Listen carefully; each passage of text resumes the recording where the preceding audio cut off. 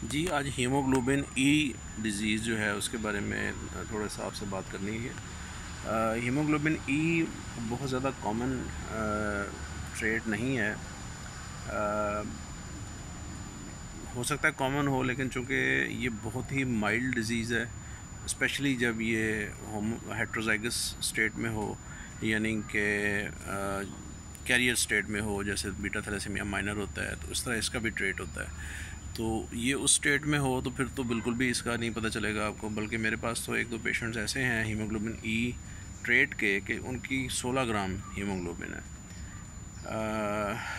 उस सूरत में ज़ाहिर है कि टेस्टिंग नहीं हो सकती, लेकिन बाज़ का यूँ होता है कि टेस्टिंग होती है और पता चल जाता है। अब जब उसको फैमिली स्क्रीनिंग करते हैं तो फैमिली में निकलता है।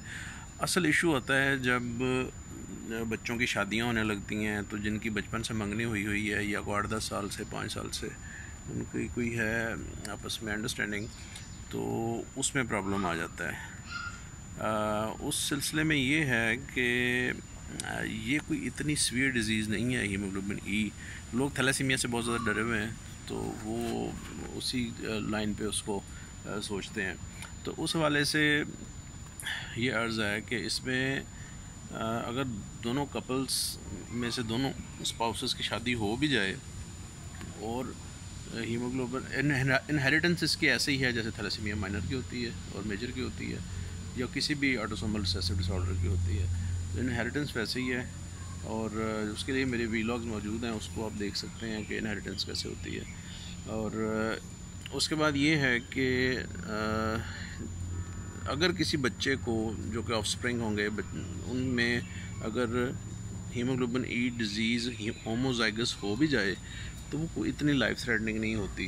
10, 11, 12 तक उनकी विद गुड माइक्रोन्यूट्रिएंट सपोर्ट उनकी हीमोग्लोबिन रहती है और वो बज़ाहिर दे डू वेरी वेल। इसमें जो एक कॉम्प्लिकेशन है जो कि मैं एक पिछले अपने वीलॉग में भी उसका जिक्र कर चुका हूँ, वो ये है कि हीमोग्लोबिन ई को जो डायग्नोस करते हैं हम, वो जो टूल है वो बाज़ औक़ात नहीं बल्कि अक्सर औक़ात बीटा थैलेसीमिया माइनर के साथ ओवरलैप करता है। थैलेसीमिया माइनर के साथ इसका जो डायग्नोसिस है वो ये होता है कि अगर डिफरेंट लोगों ने क्राइटेरिया रखे हुए हैं ना, किसी ने 10% रखा हुआ है, किसी ने 7% रखा हुआ है।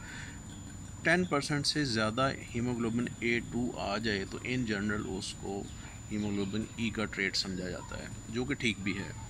लेकिन इसमें बाज़ का यूँ होता है कि थैलेसीमिया माइनर की कैरियर स्टेट बहुत ज़्यादा है। इंडो पाक में तो 7% तक इसको लोग कहते हैं। 7% का मतलब ये है कि इंडो पाक यानी कि बांग्लादेश, पाकिस्तान और ये इंडिया, इसकी तकरीबन 2 बिलियन के करीब पॉपुलेशन है।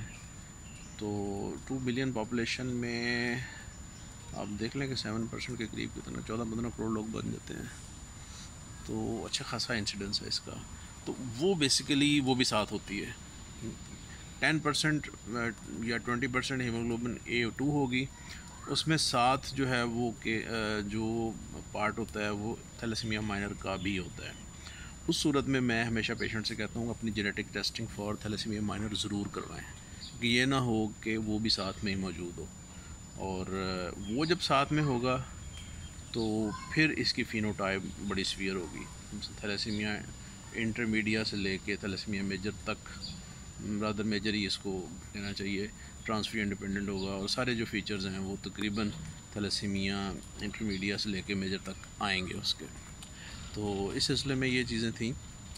बाकी इनहेरिटेंस जो है जो कि डिज़ीज़ रेयर है, लेकिन बहरहाल इसका जो टेक होम मैसेज है वो ये है कि आफ्टर हीमोग्लोबिन इलेक्ट्रोफोरेसिस या HPLC मेथड जिससे डायग्नोस करते हैं, उसके बाद अगर उसमें ई का ट्रेट यानी कि वेरी रेज्ड A2 नज़र आए तो उसको ज़रूर फॉर थैलेसीमिया माइनर स्क्रीन करें। या कोई डिफरेंशियल मेथड ले लें, मेथड्स मौजूद होते हैं इस पे HPLC के ऊपर भी और जेल इलेक्ट्रोफोरेसिस पे भी। उसको आइसोलेट करवाएं, ई का ट्रेट अलहदा से आए और A2 अलहदा से आए। अगर ऐसे नहीं है तो फिर जेनेटिक टेस्टिंग करवाएं, ताकि अगर वो दोनों हैं तो फिर उसकी जो प्री नेटल डायग्नोसिस आपने करना है तो उस लेवल पर फिर फैसले किए जाएँ। शादी फिर भी मना नहीं है, शादी फिर भी हो सकती है, लेकिन उसमें ये है कि उसमें फिर प्री नेटल डायग्नोसिस पे उसका फॉलोअप किया जाए और उसको देखा जाए कि म्यूटेशंस कौन सी हैं, माइल्ड हैं, सीवियर हैं, प्रेगनेंसी को आगे चलाना है या नहीं चलाना। प्रेगनेंसी आगे चलाने के लिए डू कंसल्ट अ हेमाटोलॉजिस्ट, क्योंकि वो आपको बताएगा कि ये इसकी फिनोटाइप जो है वो किस तरह की आएगी। Thank you very much for following and watching.